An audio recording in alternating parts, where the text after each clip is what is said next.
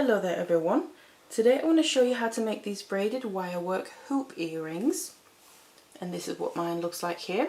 So this is my pair of earrings where I've used silver wire and then the copper beads just for the look that I want it to go for. You can obviously use whatever you want to. And then you have the braid with the beads on the outside, the edges, and then turn into this hoop earring. And it's going to hang nicely on the ear. They're really nice, pretty quick and simple to do and easy as well. So if you want to learn how to make these, then stay tuned. So these are the materials that we'll need. Now what I have here first of all is my wire that I'm using. This is a regular round silver plated copper wire and I'm using a 0.6mm here, and that's what I'm going to use throughout the whole braid. And then we'll need some beads as well. These specific ones are 3mm metal spacer beads in a copper colour. I thought the copper and the silver will go nicely together as contrast and give a nice look. What you can also do though is change out what you want to use, so use different sizes or shapes of the beads. They don't have to be the specific ones, so neither the size or the shape. So you can up the size, for instance, of the beads, and then you can also use a thicker gauge wire if you need to, if you're using the larger beads. That's completely up to you and personal preference and the look that you want. Then we also need some findings here, whatever earring findings that you prefer to use. I've got these earring post and butterfly backs. I prefer to use those. They have a little loop at the bottom there. And then also some jump rings as well to then help attach our earring to the findings. So let's get it all together and let's get started. The lengths of wires that we're then going to need is 3 lengths here of the 0.6mm of about 40 centimeters each. So this is going to fit with the size earring that I want to make. We're going to have a bit extra, but we need to have enough to finish off the earrings with. Now if you want to make them substantially bigger than what mine are going to be, then you might want to work with longer lengths. So then taking my lengths of wire here, put them all equally together at the end, and then I'm just using this kind of mini spring clamp just to hold them together, make it easier just to start off the braid. You can use this or anything you have like this just to help hold the wires in a better position to start off with. So now what we need to do is start making our braid. So it's a 3-strand braid, a regular 3-strand braid here. Exact same technique as making a regular one with say cord or hair, but the only difference is that we're working with the wire.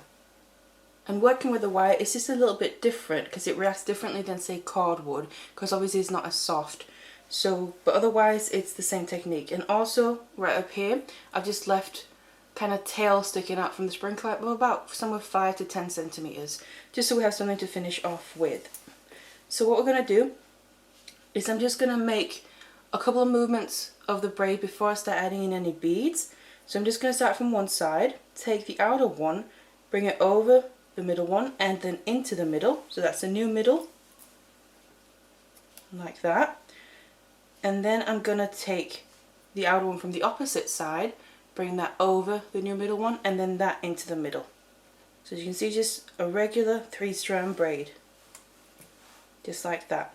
So now I've got these 2 movements in place. I want to start adding in the beads straight away from here on out. So I then get my beads ready here, bring a few in, and then I'm just going to, the next wire that I'm due to take is my right one to bring it over into the middle. And what I want here is for the beads to be kind of on the outside edges of the braid. So I'm going to take that outer wire, so this one here, and I'm going to add 1 bead onto that and let it drip all the way up there, right below where it won't go any further. And then I want to make sure that the bead stays there, and then we kind of push it up and hold it up with your finger, and then we take the wire, same as we did before, over and into the middle, and then trapping that bead in place on the outside edge of the braid, just like that.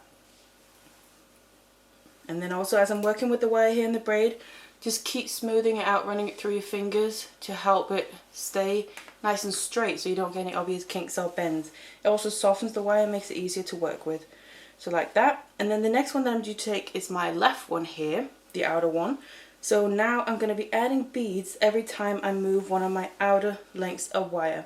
So that means I'm going to take this outer one from the left side, add a bead onto it, and let that bead drop all the way down.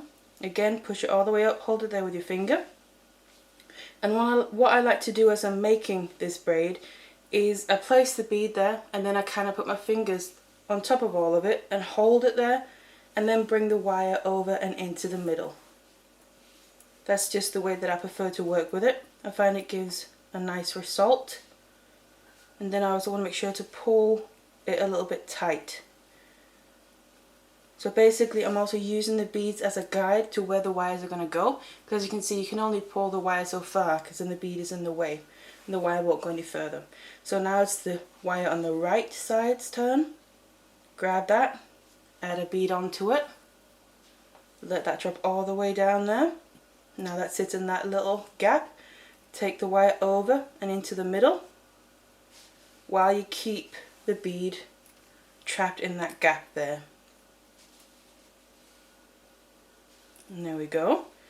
Then we need to take the wire on the opposite side, add a bead before we move it, let it drop all the way down, make sure it stays on the outside edge of the braid, and then bring the wire over and into the middle.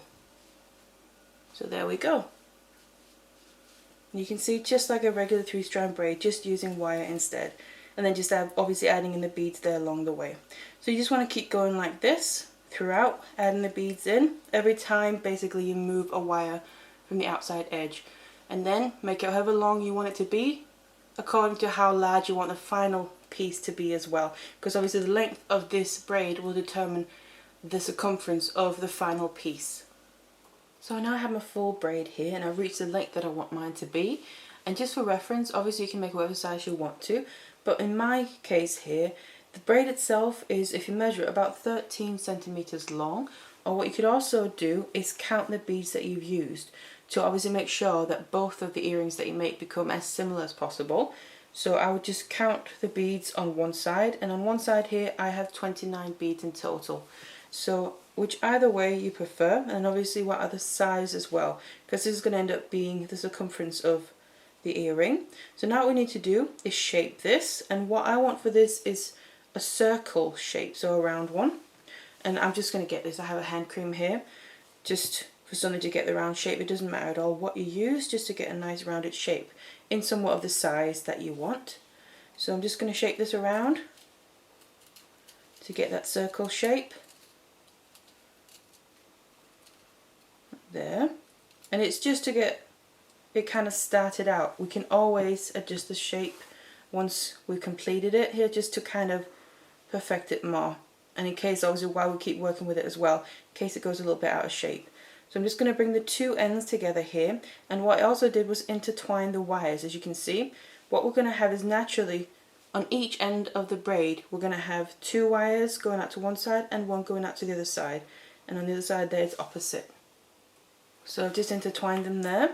So kind of like if you imagine these fingers are the wires, my fingers are the wires, and they intertwined like that, so just opposite to each other. So that's what we want to do, and I'm not worrying too much about the shape just yet, just like I said. So now what we want to do is I'm going to get out a pair of chain nose pliers, because we need to start shaping some of these wires here to connect the two ends together, obviously to make it one piece, but then also we need to start finishing off some wires as well. So what I'm going to do first is you're going to have some wires that are kind of more naturally in the middle once they've intertwined here. So we have these two middle wires there, kind of one from each side of the braid, each end. So I'm just going to choose one of them. What I want to do then is that's right in the middle, and I want to bend it so it's more coming straight upwards. So like that, and then also so it's coming more straight upwards from the side instead of pointing more in one direction. So something like that, because then that's going to be then the wire we're going to wrap around, and also the final one that we're going to attach to the earring finding. Got that in place. Then I want to take the middle wire from the other side, so that's then this one, the one that's right next to it. Make sure to hold the ends together, and then I want to wrap the one from the other side around the one that we just bent upwards. So just make a simple wrap around, and then that brings the two sides together. So one full go around, and just about 1.5 time around is plenty, just like that. I just want to make sure that my wraps are nice and neat, so I'm going to push them together, and I also like just pushing them around that central wire to make sure it's as tight as possible. So there we go, that's the first one. So I'll wrap this around, and now I can actually get rid of it as well. And as you can see, this isn't quite round still, so just don't worry about that yet. I'm going to take my wire cutters, and then I'm going to go in and cut off the excess right after my last wrap, like that. And then always make sure you just squeeze down the very end, because if you go over it with your finger, you'll be able to feel it a little bit. Just always make sure to squeeze that down, because whenever you make some jewellery like this with wire, you don't want anything to irritate if you can help it. And especially these are earrings, so obviously we ideally don't want the hair or anything to catch on them. So there, now we have 4 wires left. I just want to make sure this is pulled all the way down. So I'm going to then step out to the next wires out from the middle. So that means this one here and then that one there. These are the next ones out. We then have 2 outer ones I'm going to leave till the end. So I'm just going to take one at a time and then bring that again around the middle wire, and I'm going to go just above the previous wrap there. Start with one, bring it around the middle wire a bit, but then before I keep going, I'm going to take the other one and do the same. So the one from the other side, bring it up towards the top of those wraps that we've already done. And now these two are basically kind of opposite each other, and they're kind of just chasing each other around there. So I'm going to keep going from one to the other, bend it around a bit, then go back to the other one and bend it a bit further. So you can see they're kind of chasing each other there. So they're just wrapping around that middle wire together rather than separately. And then have them come out in opposite direction. Again, just about 1.5 times around or something like that. That's plenty to hold it in place. Then once I'm happy with that, I'm going to cut off the excess the exact same way as before, and also the one on the other side. So there we go. Take your chain nails and just make sure to squeeze them down so they don't really stick out. Then we have 2 wires left. So I have one on this side. I'm going to bring that above the other wraps that we've done and around the middle wire until I can kind of reach the other one here. Then I'm going to start with that one. And same principle, these are going to kind of be chasing each other again. So just about 1.5 time around with these as well. So they're nice and secure. And we can then cut off the excess.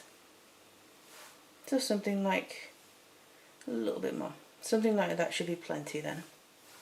Get your wire cutters, cut off the excess, and then make sure to squeeze them down. So there we go. So then we have this, well, we have the 1 wire left is the one that we wrapped all the other ones around. That's also the one I'm going to use to attach to my jump ring there. What I'm then going to do is take my chain nails again, because we need to make a wrapped loop. It's going to be nice and secure.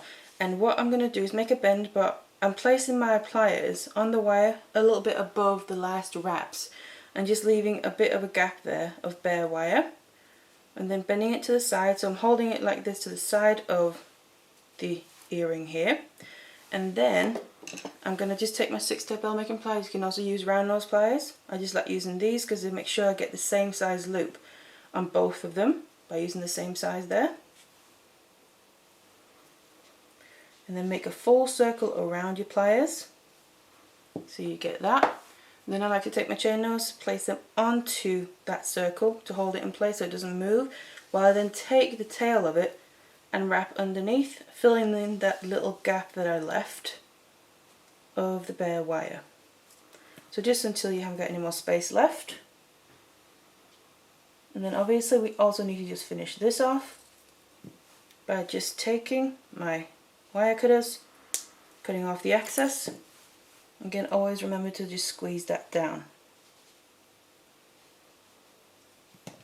So there we go. This is now ready. So all that's left to do obviously is just reshape it if you need to. You can also wait to do that until you've made the other one. So you have both earrings and you can obviously compare them to each other to make sure that as they get as symmetrical as possible. So as even as possible as you can to each other. But then we just need to use our pliers here. I'm just going to get my jump ring out, that one. I'm going to attach, just want to use my flat nose here, chain nose, open it up, place my earring on it, and then I take my earring finding and place it in the right direction there, and then close it back up. And then, like I said, all that's left to do is I would then recommend making the other one, and then you can compare them to each other as you just do the final touches of shaping them. Then once you've done that and made the other one, you'll then have your pair of earrings. So here's then the final pair of earrings, having made the other one as well, and they look a little something like that. And obviously will hang like that from your ear, and then this will kind of hang forward the way that I've made it hang, but that's completely up to you. And hang in there and dangle nicely from the ear. And also they're not too heavy. Obviously that will depend on what materials that you use as well, specifically the beads. So that's how you make these pretty nice and simple earrings, and quick to do as well. So I really hope you enjoyed this tutorial, and thank you very much for watching. Hello everyone.